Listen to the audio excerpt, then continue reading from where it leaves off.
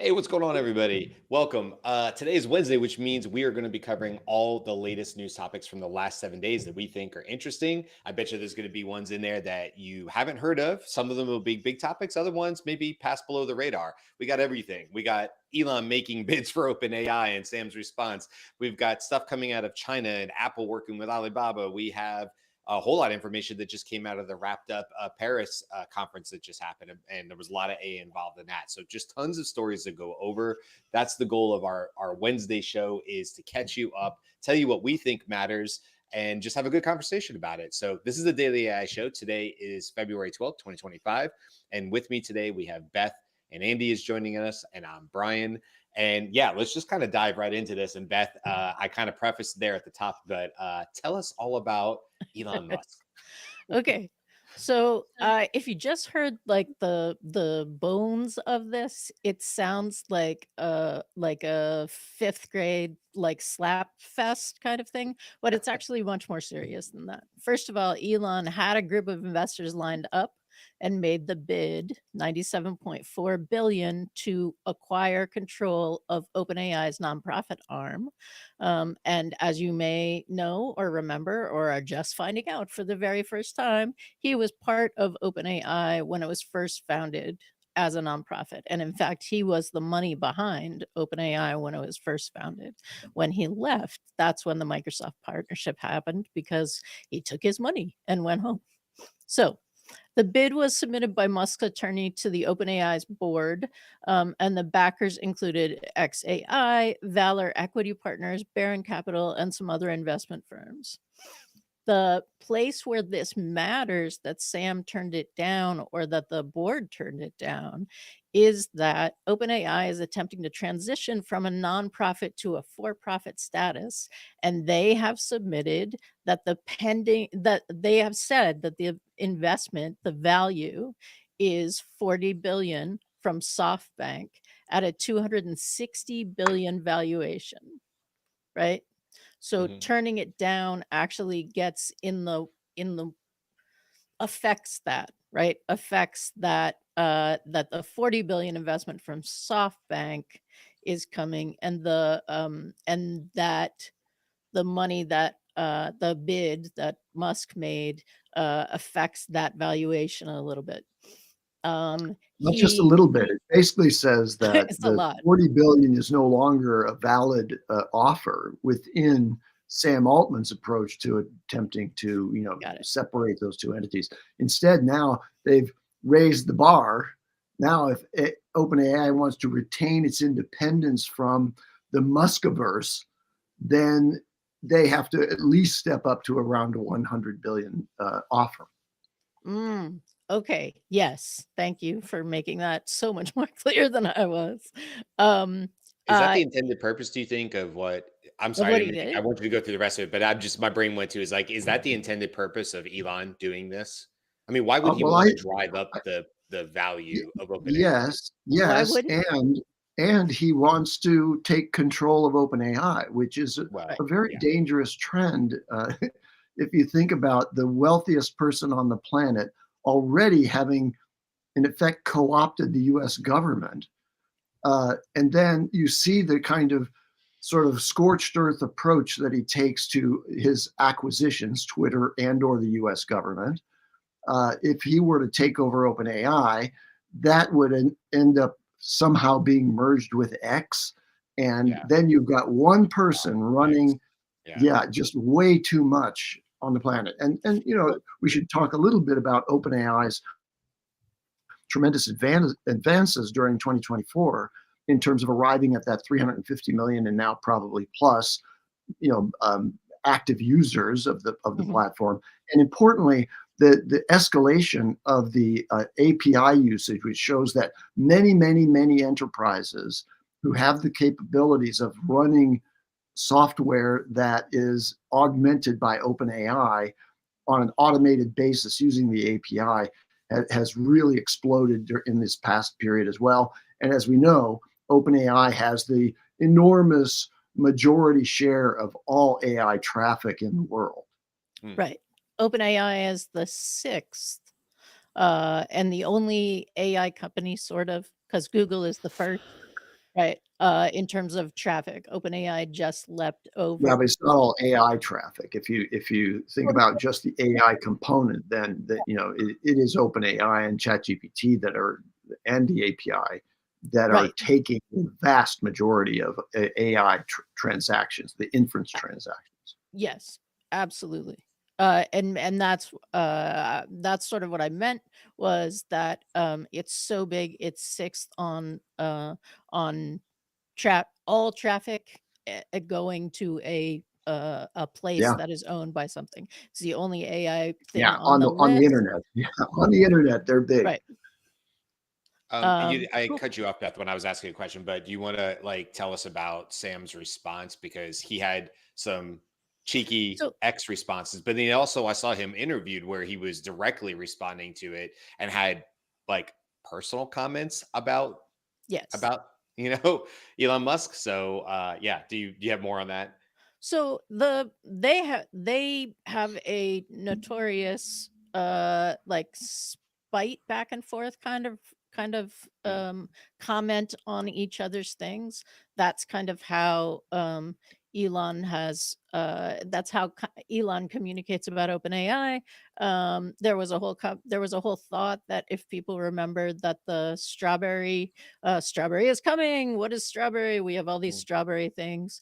There's a story about Elon being concerned about the like strawberry is kind of like the paperclip analogy as well. Like it could get out of control, and right. therefore this kind of thing might happen.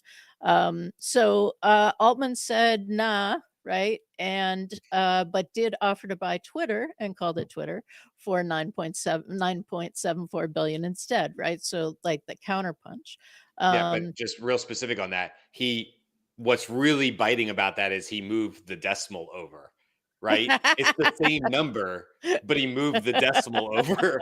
And that's what really spoke to it is like he didn't just come up with another number like 6 billion. He used Right, the same digits and moved the decimal, which is a right. very strong response to X isn't even close to the value of what OpenAI is. At least that's the way I read it, which I And thought it's like, oh, not, yeah. right? Because X has lost I don't know the stat for that, but it's like 70, 80, maybe 90% of its value, right? Mm, So Well, like yeah, since Elon. and remember that Elon paid, I think, 44 billion for it. So yeah. if Sam's Or offer I were got to be forced into accepted, paying it for it would for be it, a didn't it? capitulation. So that's the insult of it. Yeah. The other aspect of it, though, is that I believe that there's a growing understanding that acquiring X had a value way beyond its monetization value. Yes. And clearly that's a function of Elon's ability to transform that into a personal organ of an instrument of domination of the chatter sphere, if we will. And that lent directly to his ability to be standing by in the Oval Office next to the Resolute desk and opining on how to run the U.S. government on national television yesterday. And Yeah. yes, 100%. The other thing that Altman was saying in the interviews was some very personal stuff, right? Like Elon has a problem. The He behaves in the world as someone who had a very unhappy childhood, like those kinds Yeah. of references. Yeah. Um, and that's like, okay, right? I mean, this was such a huge kind of out of left field thing. Maybe that is how you start to talk about it. Talk about the motivations or like try to get at those kinds of things. It is very interesting because of course the other piece of this is that OpenAI has like their own government model working with the US government, and Elon is not part of that Mm. AI process, although Doge is purportedly eliminating many things and going to replace them with AI That's purported part of that Right. reduction in government and cost saving. At least, right? Like, well, I'm not endorsing that in any way. I'm just saying what the reporting comes out Sorry, as. Jude said he's like a Bond villain. That made me laugh. Um, you went on Uh, mute, Andy. Andy, you're very animated, but you're on mute. Oh, yeah. No, I wanted to elaborate on the Bond villain one Sure. because on that show, on the television feed, and you'll see it in social media, he's standing next to the desk, but he has his mini me there. He is Dr. Evil. Okay. And he's playing the part. He's got his son there in the Oval Office, standing in front of him on the camera. Yeah, that is a weird, by the way. Like I'm not playing politics on this side. I that's not what you're coming to this show to get is politics. Where it intersects with AI, we can certainly talk about it all that. But it was a weird scene in the Oval Office. I'll say that. Like I was like, I haven't seen something like this. There's a guy sitting off to the side, like him, don't like him, whatever, and he's got like a hat on, and he's sort of talking next to President Trump. Anyway, it was a weird scene when I saw it on the news and stuff. I want to take a quick pause here. We have other news stories to get to, but before that, I actually have an internal news story that Beth I forgot to hit at the top of the show, like I said I was going to, and that's actually on Friday. Friday, I've been saying not only is it Valentine's Day, and we love you all in our comments and everything else, regardless if you agree or disagree from political standpoints, we love all of you guys. But on Friday, what we're doing for our 400th episode is for the first time ever, we're going to give the opportunity to a few of our listeners, our folks that are in the comments, or Jude's, Greg's, everybody else that's in there, Jen, obviously, the opportunity to actually come on the show on Friday. So here's what you need to know about that. Number one, it's going to be a short segment. Our goal is to have you on to understand how you came about listening to the Daily AI Show. Tell us a little bit about what you're working on, or maybe not working on in AI. Maybe you just enjoy the show, but you're not really dealing with AI. And some other things along the way, and just have a conversation. So here's what you need to know about this. If you are interested on being on the show, couple things. Obviously, you have to be available during this hour, right? Now, if you're in the comments right now, you may be, but we also understand that not everybody is in a position where they can just jump on a show. You have to have decent lighting. You have to have a good mic. We have to be able to see you, a stable internet connection. These things are obvious. If that sounds interesting to you and you'd like to be on this show on camera, you have to be on camera for, let's say, 5-ish to 10 minutes. You need to send an email saying you're interested over to us at the Daily AI Show at gmail.com. That's the Daily AI Show at gmail.com. Send us that email. It has to be today because obviously the show is on Friday and we need an opportunity to see how many people are interested in that, and also have the ability to schedule actual times. So we'll actually be telling you, hey, show up at whatever, 10:20 or something for your segment. So a lot of moving parts, but we really want to do something special, not only for our 400 show, but we really want to make that 400 show about you, the audience. The growing comments over these last couple months that have just been insane. It's so heartwarming to watch. And so we're just so grateful for it. So there's some news for you. For the first time ever, we're going to actually allow other people to be on the panel with us for a couple of minutes. And the only person we would want to do that first with is you. So if that sounds good to you, send us an email over to thedailyAIshow@gmail.com. It has to be today, Wednesday, February 12th, in order for us to set this up correctly by Friday. So this would be this Friday, 2 days from now is when you would be on the show. Okay, that's that. Are you guys ready to move on to some other news as well? Okay, so I have a no. I did. There was one thing that I was going. I gotta unmute while I'm doing because I gotta type the things in the chat. I get it. Yesterday on yesterday's show, we were trying to figure out how many times people with a plus subscription could use O3 Mini High. They have not announced the change, but there is a change. So it used to be 150 a week. Now it's 50 a day. And the way that people have found that out is they got close to the 50. And then they get that OpenAI message that says, you're nearing your limit. Your 50 will reset tomorrow at, in the next 24 hours, whenever that first message was started. Hmm. So that's actual breaking news that you wouldn't get from news people unless you were hanging out on Reddit or X. All right. All I So want to say is to the comments really quick too. I can already see this, guys. This is why we don't talk politics on the show. We try not to. I already have people who are responding to my comment about saying I thought it was interesting the situation in the Oval Office, folks. There's no comparison to the previous presidency. I'm not making any comparisons. I'm not trying to make any comparisons. So when I see comments that say, well, the guy falling asleep at the desk wasn't weird, guys, we're just having a conversation about AI. So that's fine if you want to put it in the comments. It's totally fine. It's totally understandable. We're here to do a morning talk show. That's what we try to do. We try to bring AI expertise into the conversation. So that's it. I won't say anything more about it because I honestly don't want to see all this stuff in the comments back and forth. And we don't need that. We don't need that in the conversation at all. We try to keep things positive and everything else. So that's just this is me. This is a Brian statement. This is not a Daily I Show statement. It's just how I personally feel on it. Okay, let's move on to more positive things, or depending on who you see this, more positive things. I think this is super cool. AI reveals hidden interior design rules of the cell.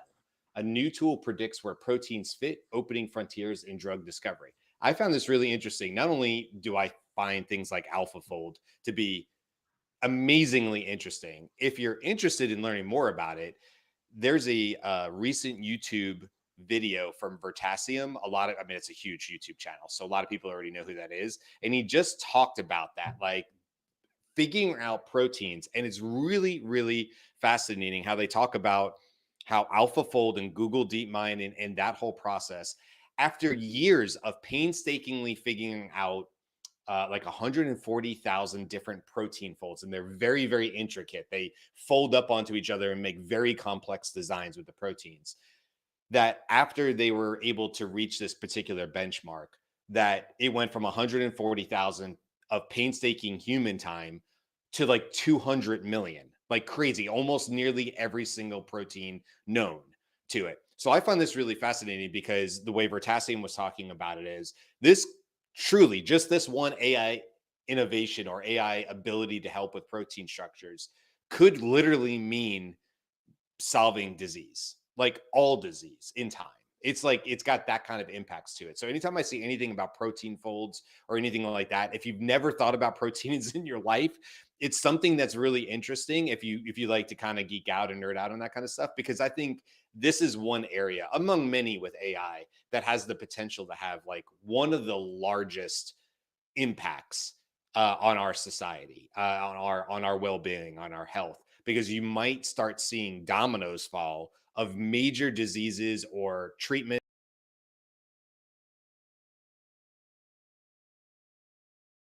What happened? It's because I talked about something, isn't it?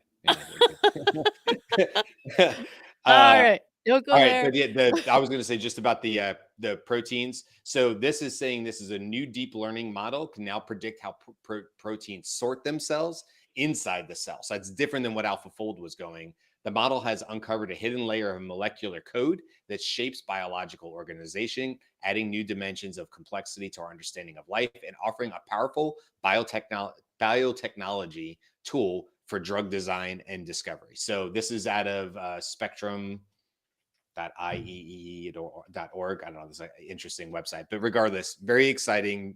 Almost like every other week, I feel like we see super cool stuff coming from protein structures and how it works with AI. And so I think this could be really impactful in the very, very near future. I mean, guys, we might be living in a world where we see diseases that were incurable be just falling like dominoes. That's like so exciting to me. And that's one of the things that's come out, right? When you hear people, when you hear like Dario Amade, I think is the one who made this comment, but when you hear the people who are in the room and in charge of the frontier models, they talk about the things that they think are happening soon versus later, and medically and specifically in terms of disease treatment is one of the things that they think will happen very soon, right? Versus like the nebulous idea that we will have other energy sources. That's a little more undefined, but because of these technologies that have the ability to do all of that analysis.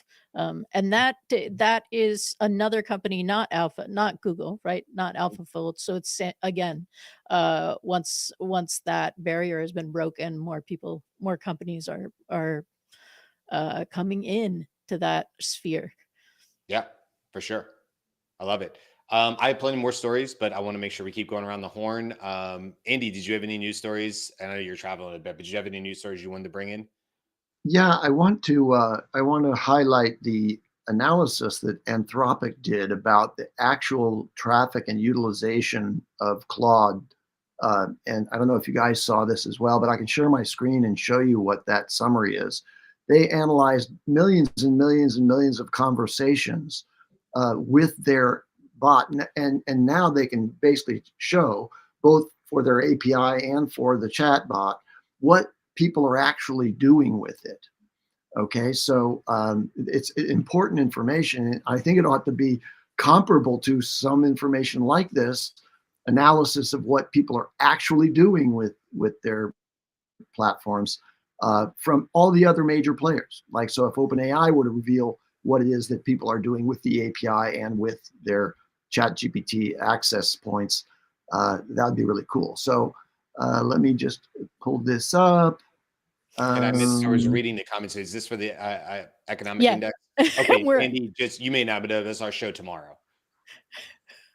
That's what it Oh, was. okay. Well, it's relevant, but this will just take a second and just Sure. Yeah, I just wanted to We're make to sure to we're show show. this piece because we'll it is show you. newsworthy. So Absolutely. anyway, So we're yeah, gonna do a small we're gonna do a brief thing, and this is gonna be very cool. Come back. yeah, and I won't have Yeah. much more to say about it other than that here's this nice little chart that they've presented that shows the 6 major areas, and it breaks it down in each one of these. Is you'll see what the top use cases are. Like, this is the task that is being used by coders, and there's the top 3 tasks that are being done. So they've summarized it to a high degree. So you can drop that share, but I think it's really important, and apparently we're going to go into it in detail in a future show.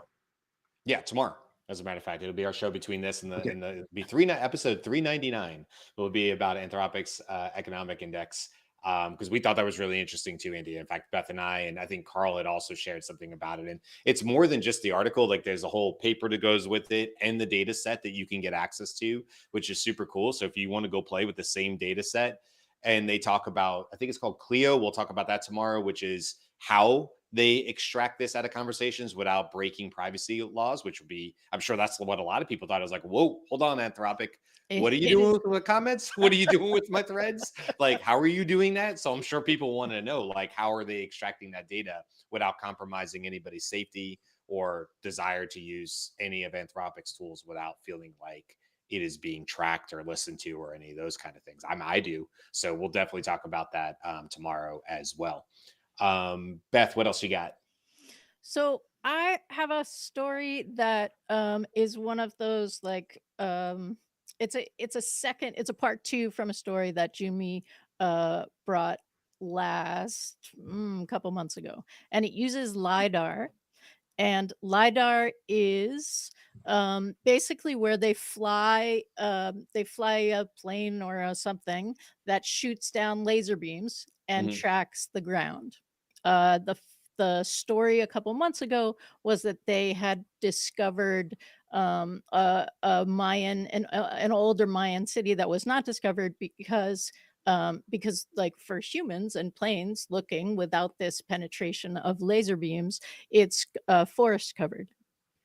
So they've done that again with, because they have all of this they have all of this data. It's the same kind of thing, right? Like, they have all of this enormous data. What AI brings to it is the ability to do an analysis. And this came from a graduate student saying, so what happens if I delete the trees? Right? Let's just see. And there's a ton of stuff that happens when you delete the trees, and then they're going back. So there's a second one also in Mexico, and it is, and I'm trying to find the thing, like 300 hectares. Like, it's so much bigger than the first ones they found. It's huge. It gives all kinds of new information. about where people were, how they lived, right, the kind of structures that they built. And there's some speculation that that if we did that, like where else could we do that? There were people like said India is now more open to that. Like if they do that in India, what will they find? Those sorts of things. So that's not something we hear about very often. And Jimmy would be talking about this story if he was here. I feel very certain. So that's Yeah, my I next. think it's super cool what you're talking about. And again, it goes back to that sort of bigger conversation about how AI enables us to deal with data in ways that we just simply couldn't put enough human hours on if we wanted to, even if we had a global collective effort. It's just not the same thing. Actually, this might be a good time to bring this up, which is that going back to Anthropic, but specifically Dario Amodei, the CEO of Anthropic, um, in response to the Paris summit that just ended yesterday. There was a lot of leaders in at the Paris summit, and so we want to talk about that overall. But here's a line that I think is probably um, interesting from Dario, and I'm sorry, I'm trying to get it. A country of geniuses in a data center. And he uses that twice in this sort of rebuttal, sort of this, basically him saying we were a little underwhelmed with the AI Action Summit in Paris. He talks about how they appreciate the French government's effort, but however, there's a greater focus and energy is needed on several topics given the pace. So this is what he says. He's like, time is short, and we must accelerate our actions to match accelerating AI progress. Possibly, but this is Dario's opinion, possibly by 26 or 2027, and almost certainly no later than 2030, the capabilities of AI systems will be best thought as akin to an entirely new state populated by highly intelligent people appearing on a global stage, a country of geniuses in a data center, with the profound economic, societal, and security implications that it would bring. There are potentially greater economic, scientific, and humanitarian opportunities than for any previous technology in human history, but also serious risks to be managed. And now he has 3 different points after that. But I wanted to bring up that idea. I just like, sometimes a couple words, I don't know, a couple words just sort of bring things into focus. We try to do that here on the show, obviously. But that idea of, a country of geniuses in a data center really does bring to light like the seriousness, not that we don't take it seriously or anybody else does it, but just the seriousness of what he's talking about and how he was feeling like there were some missed opportunities at this AI summit, although they appreciated that it was happening at all. So he's sort of playing both sides of that, but also comes out and says, we have to make sure it's democratic societies that lead. We need to fully address the technology's growing security risks. And third, while AI has the potential to dramatically accelerate economic growth throughout the world, it also has the potential to be highly disruptive. And that's where he goes back into talking about, he says, the first step is to monitor and observe the economic impacts of today's AI system. That's why this week we released Anthropic's economic index, prelude to tomorrow's show on it, right? But I wanted to bring that up. Now, there's a couple other big things that came out of this as well. The US and UK did not sign the International Agreement on Artificial Intelligence at the Global Summit.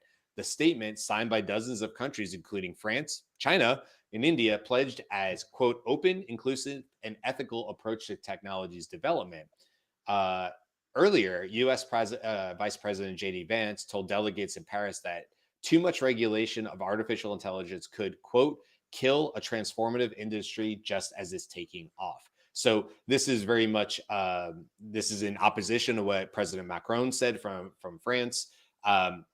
It sort of shows what we've already sort of seen, and how the Trump presidency might be different than the previous presidency with Biden. Again, not getting into the politics of it, but just how they're looking at it.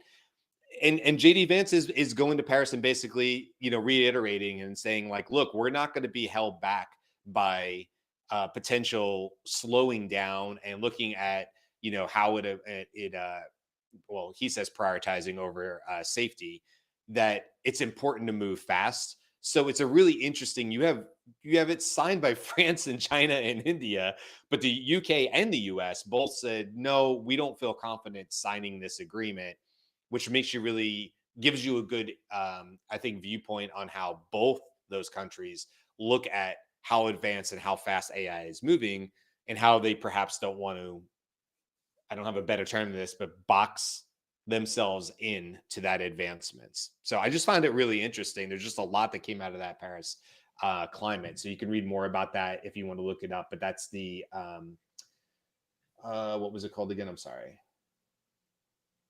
Shoot, I just lost it. But the name of the Paris climate, a global summit in Paris. Yeah.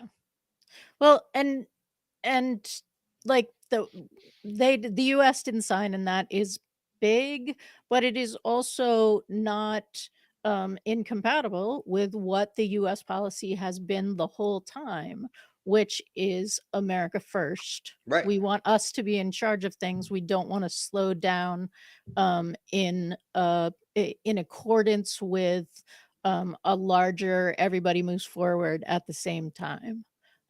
So whether you agree with that or not, it isn't actually that much of a shift. So it's again, yeah. Andy, you look like you have thinking face. Well, I think that, yeah, I am thinking about that one. I think that, there is a tendency now in the spirit of the US government to want to have a unitary decision-making process and not to coordinate at all with allies or, adversaries like China and Russia and so on. So I think that's just an expression of an overall philosophy of the current government. Yes. Agreed. I have a few more, but what do you guys have for other stories here? So we said we're going to keep it positive. This is not that positive, but it is news. The Wall Street Journal reported that IT unemployment rises to 5.7%. As AI hits tech jobs, we're sort of linking it to that.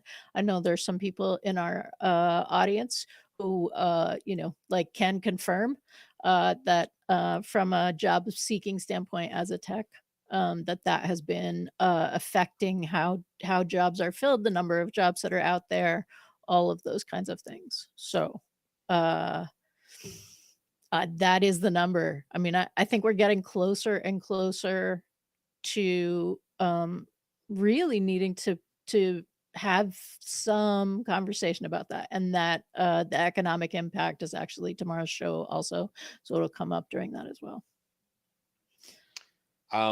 One story that I thought was interesting. So a while ago, you might remember, not you guys, but our audience might remember that Ilya Sutskever was part of OpenAI. He had like I think he was the one that had like the prolonged absence, but then he left OpenAI under, seemingly positive terms. And he said he's going to start his company, Safe Superintelligence. And he had sort of an article about that and said what he hopes to do and why he wants to do it and why he wants to put a refocus on deploying AI safely.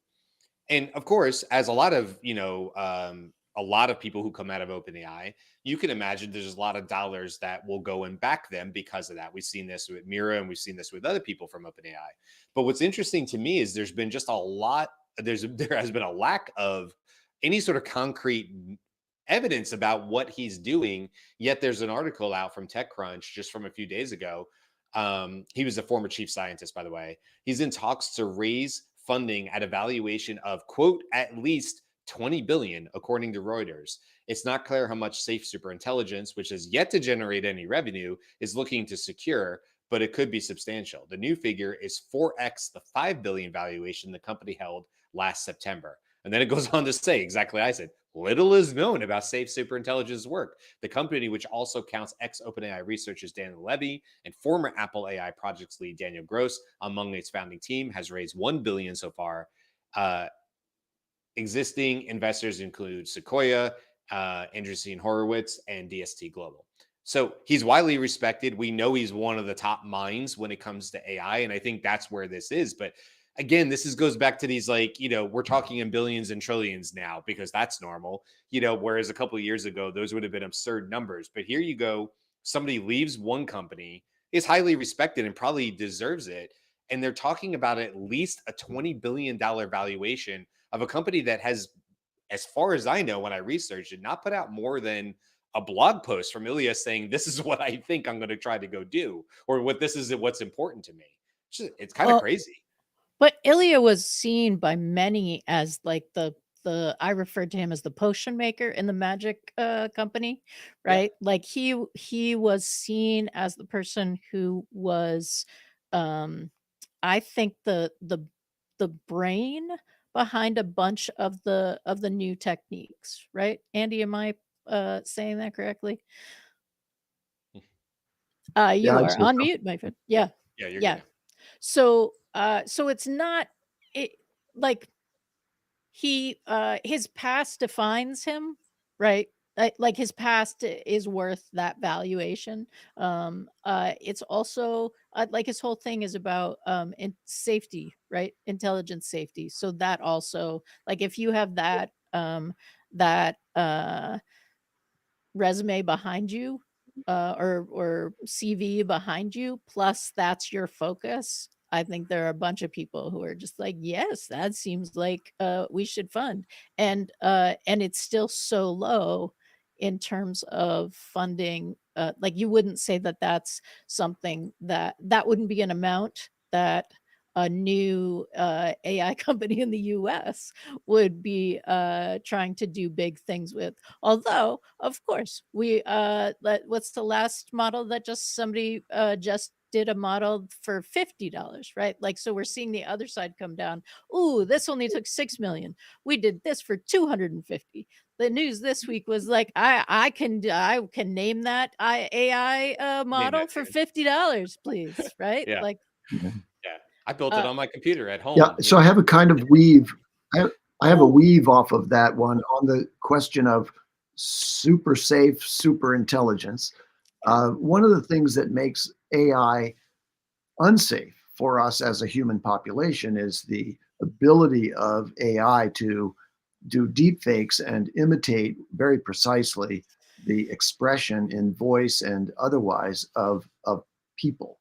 And mhm. so there's a very interesting thing. It actually came out at the end of January, but so it's not news. But there was an article submitted to IEEE Spectrum, which IEEE is like a major standards body for Mhm. the sort of the world of digital. And they say that there's a simple way to require that AI generated voices are distinctly robotic, and just by applying a ring modulator to that, that gives that kind of Yeah. ringing tonality to the robotic voice, just to clearly identify that you're not talking to a live human now. Hmm. And that could increase safety, right? So I don't have a living grandmother, but the problem of elderly people being intercepted on the phone by nefarious callers that are actually AI, and talking to them in a very natural way. I think it'd be very important and easier to teach those people to identify AI if there was something distinctive that was that. Now, that's not possible, really, given that it's already free and open in the wild. You can do deep fakes yourself easily. So it's not going to happen. But imagine if there were a cooperative approach to it, and we as humans wanted to protect ourselves from this kind of unsafe traffic on the web, uh, and on our phones and in communications with us, and could agree on such a thing. So that's interesting because I will say that that this is one of those places where AI is expanding accessibility while also expanding risk, Right. right? So if you set your phone, however this is going to roll out, if it rolls out, so that it refuses all AI generated voices, now you're not now, like the TTY, which used to be that hard of hearing people would dial a number with a human on the other side, type their message in, you would get a call from the human. The human would say, "Hi, I'm the TTY operator. This call is coming from blah, blah, blah." Hmm. That process doesn't need to happen anymore because now you can just type it in and AI like has that conversation back and forth. forth. So like there are these parallel things. Like yes, it's totally ripe for abuse, and it's also creates some accessibility. And I can have another news story, right? I'm just in the same line of you guys, just to keep this thought process going. Bill introduced to prevent AI systems from impersonating healthcare providers. So it says on Monday, February 10th, District 18 Assembly Member Mia Bonta introduced a new bill, AB 489, to protect Californians from AI systems that misrepresent themselves as health professionals. Specifically, the bill would provide regulators with the authority to enforce title protections against those who develop or deploy AI systems that claim to be licensed or certified health professional. So here you go, give it and take, right? Because there is a lot of potential benefit to AI systems that can help with all sorts of things from mental health and whatever, and having tech systems. And there's a lot of potential there. It could potentially save a lot of lives in the future. But if you're going to have that power, then you're also going to have problems with that. And one of the things that this bill is talking about is these apps that just sort of show up on your phone. And the app is basically saying, they have a screenshot on here where it says, the bot talking back to you says psychologist, and it says, yes, I have a doctorate in psychology and I'm a licensed practice in our state. Is that, are you, is that AI? Is that a person on the other end? It causes a lot of problems. So whether you agree or disagree with, a bill like this, it goes right to your point, Beth, and also what you were saying, Andy, about this idea that, hey, look, we know and we understand the potential upside to AI, especially as it gets into mental health issues and things like that. Also, there's, if you're going to have that power, you have to be able to be careful about how you allow it's deployed. Can anybody say they can do it? Can anybody? I mean, I feel pretty confident with Replit or Cursor, I could build an app and deploy it within the next week if I really put my effort. And that's with no coding. I could deploy an app that looks just like one of these. That looks very, very convincing that it's a psychologist or a therapist or whatever. And if I can do that, so can a lot of people do it a lot better. Like I know I have the tools to do that if I was so inclined. So what does that Right. mean? It means pretty much anybody can do it because I'm not a coder, but I feel like I could hack my way into that pretty quickly. So it just makes it really, really interesting when there's almost virtually no barrier to bad actors going in and trying to take people's money, who are legitimately probably trying to help themselves or loved ones, and they're talking to AIs that are unregulated, and who knows what it's saying back to them. And well, we know that AIs can, mislead and misinform and lie, outright lies. So like, who's watching that? It's really, really scary for sure. So the speaking of deepfakes, um Goku by ByteDance was announced. It's not released to be able to be used, but it creates TikTok like um videos, right? So it creates that kind of portrait influencer close up kind of video, because of course they have tons of data to train a video like that or a generator like that on. And like that distinction between what is obviously a deep fake and what isn't is getting finer and finer and finer. Ethan Malik also generated using VO2, which Brian has access to, but I don't think Andy and I do, generated your typical Philadelphia Eagles football fans celebrating, right? So just like people wearing Eagles shirts, jumping up and down, kind of stuff. And if you had just seen that in a montage of like the city is excited, they would not have stood out. Although sometimes they're slow motion, so Yeah. AI tends to do slow motion, so you have to speed it up on your end. But we are definitely at that place. Yeah, if you want to promote a through line of Philadelphia Eagle fans being violent or throwing batteries, and there's all these stories that come from the back in the old days and stuff like that, it wouldn't take long. You could pretty much get around any AI barriers by using the correct words to not flag it and create those videos. And yeah, like you're right, the the Google one is crazy powerful. It's much better than Sora, in my opinion. And then that's not even going like, then go to like Pika and what Pika Labs has been doing recently. And you can now add other characters and beings around you that look very human. And if you embedded them into like a quick panning or like bigger scene, like it's one thing if it's you and an AI being next to you, right? Like a human or somebody else, and I'm trying to pass that off, and we're having a conversation, be like, that looks like AI. I think where it gets harder, and Jumi has brought this up, is like when it gets into the bit, like it's in the crowd, and it's almost like subconscious a little bit, or it's not really the main thing of what's going on, but also your eyes picking it up. And Jimmy has talked about that, like, well, what happens when it's that easy to just embed these types of small, nuanced little things, not me talking to an AI, but AI in a larger crowd scene.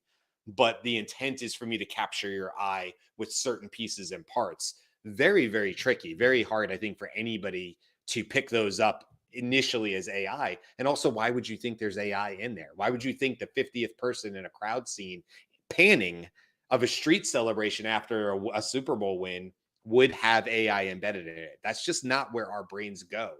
Because we go, oh, it's the bird, it's the whatever, it's front and center on the screen. Sure, that's AI. I'm already programming my brain to think that might not be real. The other version of that, I think more to what Jimmy has said before, is much, much harder to detect. And we're not really looking for it either. Like it just wouldn't occur to us at this point. So it's very tricky. I have two more really quick. And then if you guys have any more, we'll do a quick rapid fire. This one, I have three, excuse me. One is Perplexity, I talk about them every week. Now offers file and image uploads with an expanded context window of 1 million tokens, free to all signed in users in auto mode. 1 million tokens is no joke. That's a lot of expanded context memory. So all you have to do is sign in. You don't even have to be a pro user of Perplexity in order to get that. And it's both file and image uploads. So I think that's very cool. I thought it was interesting. And what they mean by auto mode is that means you're going to be using the sonar system, which is what they elevated the context window for. But if you select another model, which you can do like R1 doesn't have a million context window, for example. Yeah, but not in the free side, Andy. You can only have. Oh, you can't select other models. Right. I see. Okay. Right. Yeah. And auto was changed from featured, I think, or focused. It used to be called. Somebody called that out and they said, "Where did focus mode go?" They've rebranded it as like auto, and auto is the one you have to have. But auto is the pre-select, by the way, which makes sense, right? So it's not like you have to change anything to do that. The other one I was going to talk about really quick. But if you have pro, you do, right? Like auto is the default. It's also the default even if you have pro. So you want to go pro auto, right? Because you like auto pro. It used to be super clear when you were not using the paid version. Now it's not as clear. Okay. Yeah, I wasn't as aware. I have to like turn it off and I'll log out and go into incognito to see it. So sometimes it's like you need to see that free side in order to like compare contrast. One other one was Apple partnering with Alibaba to develop Apple Intelligence features in China. And that's just more or less interesting to me because apparently they did talk to DeepSeek, but ultimately decided to go with Alibaba, who has put out tons of AI models. They're definitely part of the AI discussion. So as Apple wants to expand its Apple Intelligence in China, it's using Chinese companies, obviously, to partner and do that. And then just one other Chinese story, BYD, which you may know as, if you've been following along with, auto and AI and stuff, BYD is one of the largest, I think it's the sixth largest. Oh, I saw it on here. But anyway, BYD is a massive car manufacturer. We don't see them here in the States because of imports and tariffs and all sorts of reasons why they're not trying to have, Chinese car makers in the States. However, they produce, well, either subsidized or otherwise, they produce fairly cheap cars. You can get a Tesla quality car for the reference roughly $10,000. One of the interesting things they've done, though, why I bring it up from the AI side, is they have what they refer to as God's Eye, which is their like auto drive. And now they're making that available for cars that are even in the $10,000 range.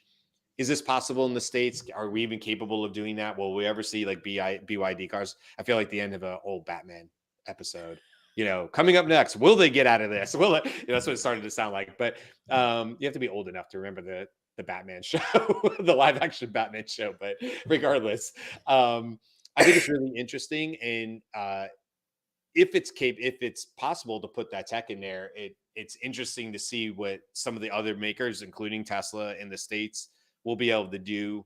And I don't know, it's kind of like the joke, like, when are we going to see self-driving cars, in 5 years? Like, I don't know, it's hard to tell, but first things first, it's got to become more affordable to the general consumer and driver. I mean, it can't always be for $70,000 cars that aren't typically going to be the majority of the cars that are on the road. So really interesting, worth following what BYD and others are doing, because they're definitely ahead, I guess, of what we have in the States in terms of AI and auto driving, those two things together. Mhm. Those are my last three. Do you guys have any last ones?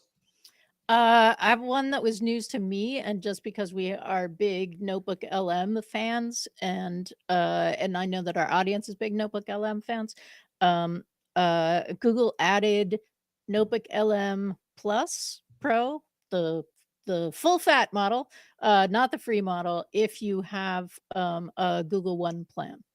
So if you have upgraded your storage because you needed more space in Drive, you likely have a Google One plan, and you should look and see if when you go to Notebook LM, it now says Notebook LM Plus.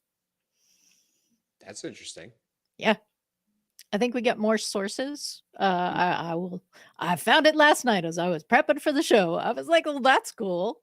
Yeah, go Mine look. does say plus. Good call. Didn't say that yesterday, I don't think. Nice. Says plus now. It's all pretty colors up there in the upper left corner. Yeah. Yeah, Good call, Beth. super Didn't know that. sweet. Yeah. I love Notebook LM. That's yeah. Anyway.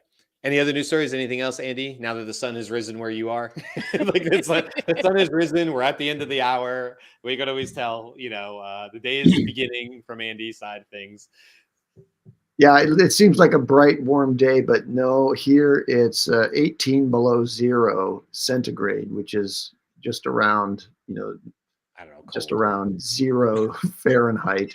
Freezing. It sounds freezing, Andy. It's very, very cold here. Yeah. Yes. Well, hopefully you're getting to do fun stuff. If you got to be that cold, hopefully there's some fun activities that at least go along with it on there. But yes, the sun does Oh look yeah, very warm and the inviting. skiing is great. Yay. Very cool. Okay. Very cool. Well, it's still in the 80s here in Tampa. I know Greg is also in Florida. I think he's south though.